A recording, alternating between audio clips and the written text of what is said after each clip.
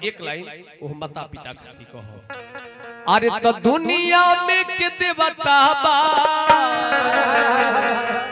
अरे गुरु बाप माई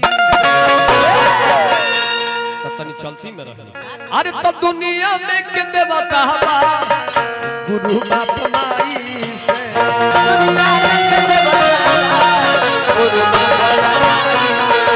ये दुनिया में के देवता बा, गुरु बाप माई से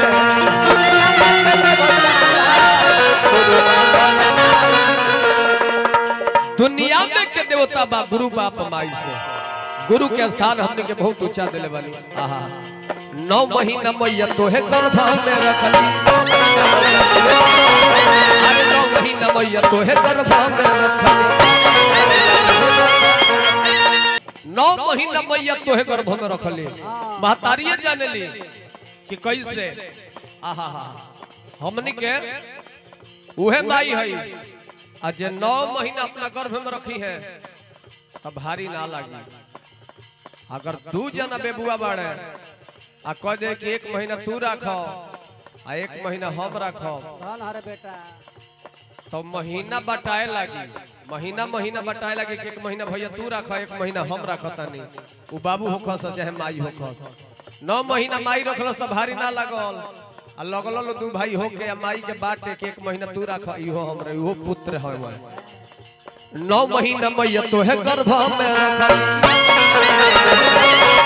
अरे जिए खातिर बबुआ के घर के तन भखल।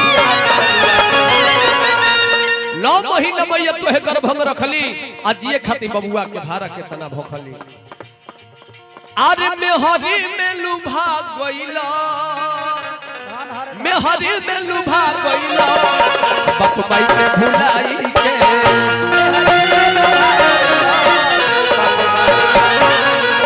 अरे मेहरी में लुभा गइला बाप माई के भुलाई के।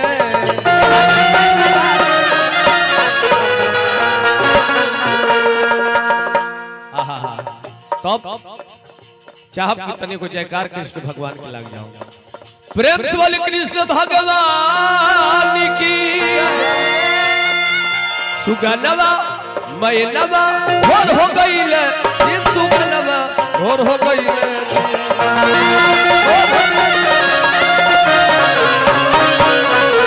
मैनवा भोर हो गईले, ये सुगनवा भोर हो गईले।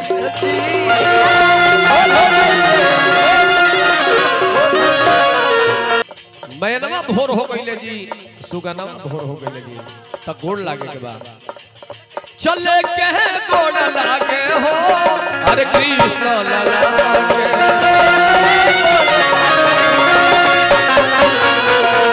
अरे चले के गोड़ लागे हो, कृष्ण लागे।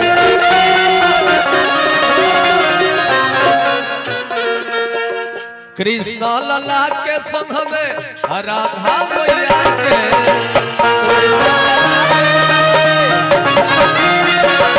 अरे कृष्ण लला के राधिका मैया के।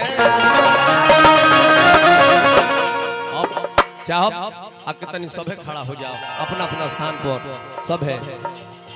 प्रेम से बोले दुर्गा जी मैया की, हनुमान जी महाराज की। आहा चले के गोड़ लागे हो आ दुर्गा मैया के। सभे सभे थपरी बजा ले सभे। चले के गोड़ लागे हो आ दुर्गा मैया।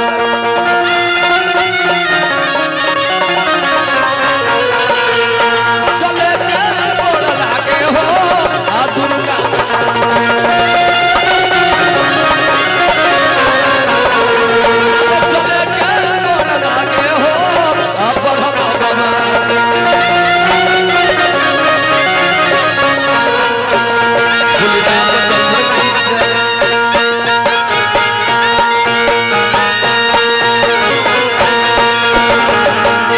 प्रेम से बोले दुर्गा जी महारानी की जय, आदि शक्ति भवानी की जय।